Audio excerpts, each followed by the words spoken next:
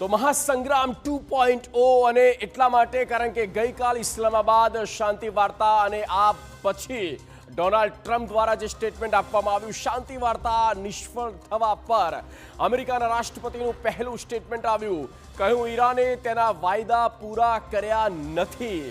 અને અમેરિકા પાસે છે બીજા અન્ય તમામ વિકલ્પો. અને ટ્રમ્પનો ફરી એકવાર રટણ કે ઈરાન હોર્મુઝ ખાડી ખોલે